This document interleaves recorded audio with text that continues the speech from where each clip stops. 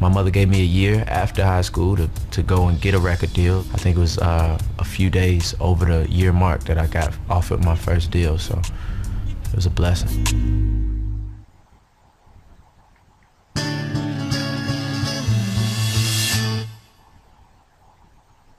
Making music is just something that comes easy to me. Like I said, I'm self-motivated to do it. It doesn't take anybody else to get me to do it. I love working hard, especially when it's something I love to do. I think a lot of the hard work I've put in is to prove to a lot of people that I am worth the time that's spent on me, the money that's been spent on me, the attention I get, the fans I have. And to make sure that the fans I have do know that I do this because I love it, not because it's money, and not because it's fame. It's because I love it. Those are nice additives, but this is something that I love inside and out. The most exciting process of making music is the fact that, you know, you can make a song and know that within a very short period of time nowadays in today's world that the world will have it. Like, it goes from nothing, thin air, to its conception, to being mixed, to being serviced, to a video, to a show where people sing it as if they wrote it. It's like the whole process is a beautiful thing to watch. But making the music and knowing that feeling, like when I wrote Dive In, or, you know, going back to Bottoms Up, and knowing what it was right there in the studio before anybody else had it, and feeling that excitement, or even not knowing what the song is going to be, and then it surprises you. As a creative person, I don't think there's ever a moment when you could say you've done it all. I think you always want to outdo yourself.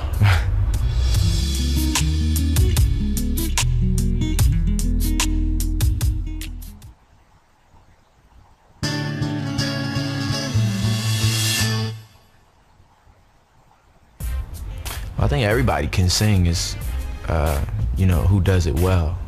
You know, I think I just, through the beginning stages of singing, like in the shower and in the car and all that, I just was singing like with reckless abandon. I didn't know if I sounded good or if I sounded bad. I just liked to sing, I liked to rap. And it was always the people around me kind of pushing me towards singing on stage and at local events and things that were going on. Actually, a few years into performing in talent shows and fashion shows and everything that was going on in my neighborhood in Virginia, where I met my producer, Troy Taylor.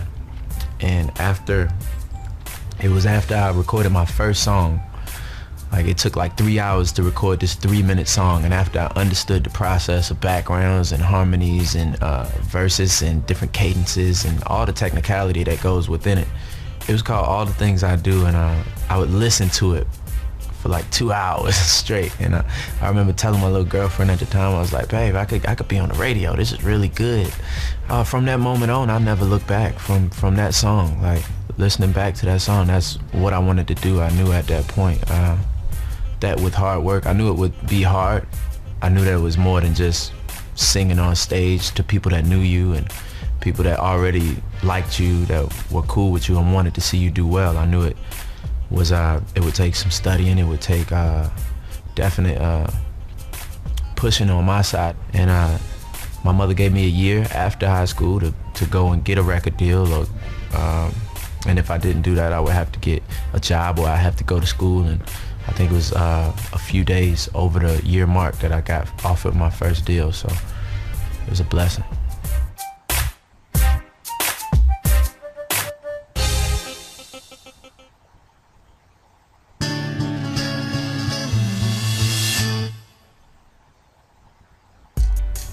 Technology has made it a lot easier to record. It's shut down a lot of studios. You know, the biggest, most grand studio can be the same as your setup in your kitchen at your house. And I think it's affected the way people listen to music, because it's not so much about the quality as it used to be, because it's so fast. Like, you get so much music so fast, whereas though a fan wouldn't tell the difference between an MP3 and a wave, or, you know, a mixed and mastered song, or a rough copy, you know. So as far as myself, it's advantageous because technology is giving me a way to give my fans music faster, and to interact with my fans on top of that, like giving me a direct connection, whereas though I don't have to wait on a label or on a radio station. The information is on overload, I think, actually. That's one of the upsides and downsides. It's so much music now because you can access so much so fast. It's all about what you want to go get, because if you want it, you can have it, and it's just gonna keep coming at you. People gonna tweet it to you. You're gonna get emails, you're gonna get updates, you're gonna need this, that, and the other, and you might want to download this song, download that. So I think that's one of the parts that can be overwhelming, but I do love the technology aspect in the music world.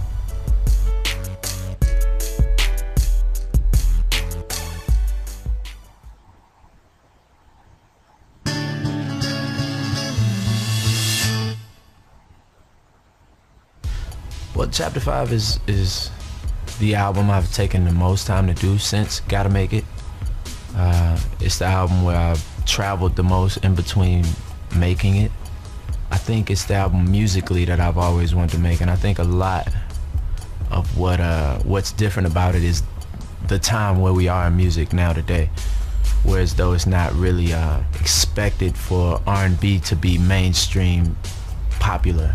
You know, I think a lot of artists are going the way of what's a guaranteed hit, whether it be a 4 count, whether it be Euro dance, whether it be something that's not really authentic to what they've been known to make. If it's shown signs of getting success in a time when a lot of artists are losing success, I think it's the easy way out. So with this album, I think it's going against a lot of what's happening now today, staying true to my core.